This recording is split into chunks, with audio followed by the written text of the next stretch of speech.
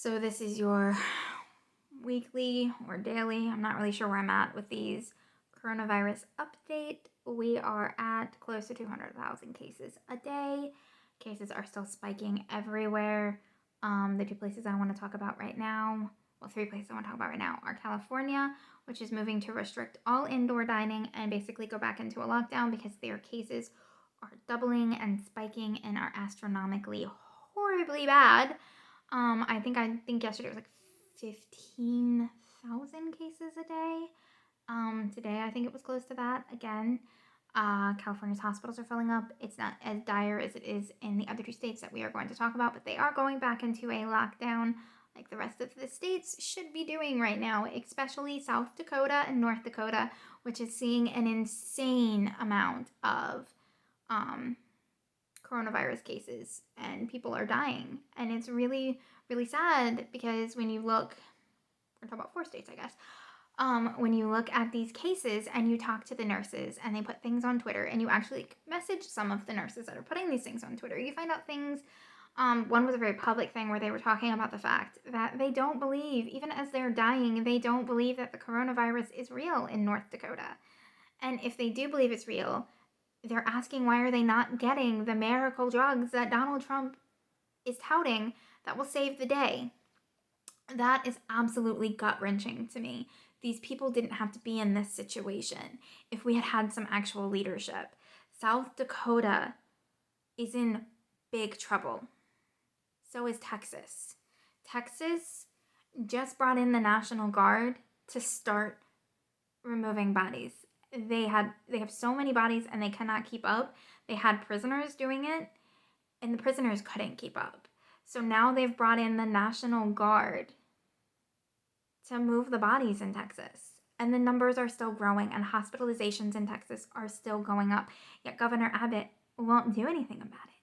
Governor Abbott won't issue a stay-at-home order. He's made that more than abundantly clear. He's not going to issue a stay-at-home order. Texas is dying, and their governor won't do anything about it.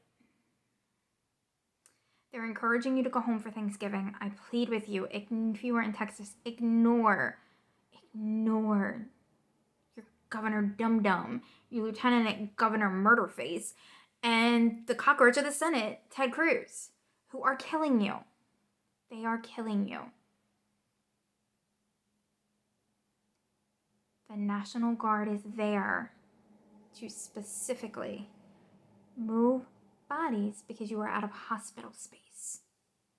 You are out of morgue space. You're dying in Texas. And it's gut-wrenching. It didn't have to be this way. It really didn't, especially in places like Texas. You could have just locked down.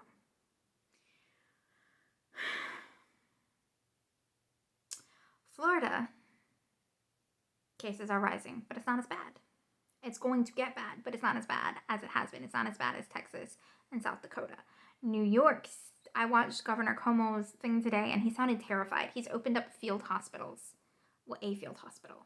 Because their case numbers are rising so quickly. They've shut schooling. They're probably going to shut all dining and everything else down here pretty soon as well. Because New York is in trouble. New York is a Democratic state, and they're in trouble. Because this virus isn't a joke. And it, like the flu, thrives in winter. And these are just some of the states this week that are in real trouble. We need a lockdown. We need to stabilize hospitalizations. We need a mask mandate. And we need to take this virus seriously. There needs to be an education system. Because when you have people in South Dakota that do not understand why they're dying, something is very, very wrong. And we need to fix it. In Texas, where there are so many bodies that the National Guard is having to come in and take care of it, there's a problem. In New York, they're reopening field hospitals. My mother-in-law lives in Long Island. I'm terrified. If cases in New York go up again, I am terrified.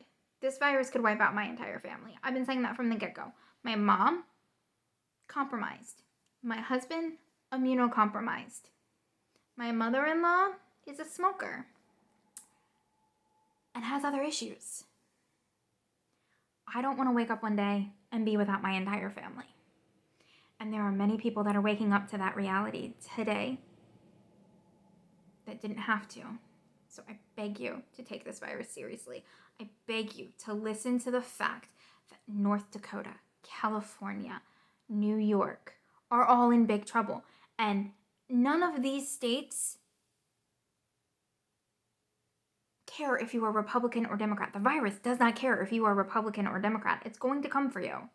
So please, just stay safe, be careful, and stop politicizing the virus. All right, guys, I will see y'all later.